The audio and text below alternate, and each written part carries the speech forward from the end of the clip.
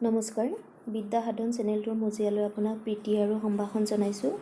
এইটো মোৰ প্ৰথম ভিডিঅ'। এই ভিডিঅ'টোৰ জৰিয়তে যিসকল শিশুৱে অসমীয়া পঢ়িব বা লিখিব নোৱাৰে সেইসকল শিশুক সহায় আগবঢ়াব বিচৰা হৈছে। ভিডিঅ'টি প্ৰথমৰ পৰা শেষলৈ ভালদৰে চালে অসমীয়া ভাষা শিকিবলৈ কিহৰ প্ৰয়োজন সেই সম্পৰ্কে আপোনালোকে জানিব পাৰিব। তেনেহ'লে আহক আজিৰ পাঠ আৰম্ভ কৰোঁ। অসমীয়া শিকো আহা আৰম্ভণিৰ পৰা। প্ৰথম পাঠ। ভাষা শিকিবলৈ কিহৰ প্ৰয়োজন? ভাষা এটা লিখিব আৰু পঢ়িব লাগিলে পোনপ্ৰথমে আমি সেই ভাষাটোৰ বৰ্ণমালা সম্পৰ্কে জনাটো অত্যন্ত আৱশ্যক।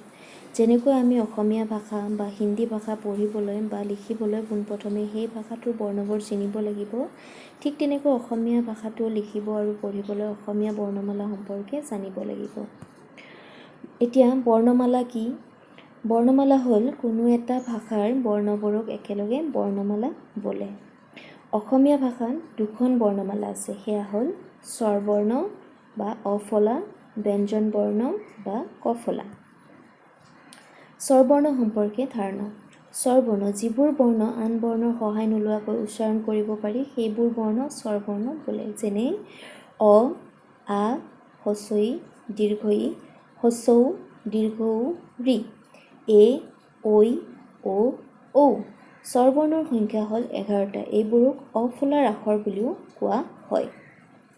ব্যঞ্জন বৰ্ণ সম্পৰ্কে ধাৰণা। ব্যঞ্জন বৰ্ণ যিবোৰ বৰ্ণ আন বৰ্ণৰ সহায় নোলোৱাকৈ উচ্চাৰণ কৰিব নোৱাৰি তাকে ব্যঞ্জন বৰ্ণ বোলে। যেনে ক, খ, গ, ঘ, ঙ, প্ৰথম চ, দ্বিতীয় চ, বৰ্গীয় জ, বজ্ৰ, ঞ, মূৰ্ধন্য ট, মূৰ্ধন্য ঠ, মূৰ্ধন্য ড, মূৰ্ধন্য ঢ, মূৰ্ধন্য ণ, দন্ত্য ত, দন্ত্য থ, দন্ত্য দ, দন্ত্য ধ, দন্ত্য ন, প, ফ, ব, ভ, ম, য়, ৰ, ল, ৱ, প, তালব্য শ, মূৰ্ধন্য ষ, দন্ত্য স, শ, ক্ষ, দয়বিন্দু ৰ, ধয়বিন্দু ৰ, উদ্দিষ্ট য়, হচন্ত ত, অনুস্বৰ, বিসৰ্গ, চন্দ্ৰবিন্দু। তোমালোকে মন কৰিছা চাগে এই গোটেইবোৰ বৰ্ণ উচ্চাৰণ কৰোঁতে প্ৰতিটো বৰ্ণৰ শেষত এটা অ আহি আছে। এতিয়া ব্যঞ্জন বৰ্ণৰ সংখ্যা হ'ল 41টা। এইবোৰক অফলাৰ আখৰ বুলিও কোৱা হয়। ইয়াৰ পিছত আহিবলগীয়া ভিডিঅ'ত বৰ্ণৰ সহায়ত কিদৰে শব্দ গঠন কৰিব পাৰি সেই সম্পৰ্কে শিকোৱা হ'ব। ভিডিঅ'টি চাই কেনে পালে কমেণ্ট কৰি জনাব। ভাল লাগিলে লাইক আৰু ছাবস্ক্ৰাইব কৰি মনত উৎসাহ যোগাব বুলি আশা ৰাখিলোঁ। ধন্যবাদ।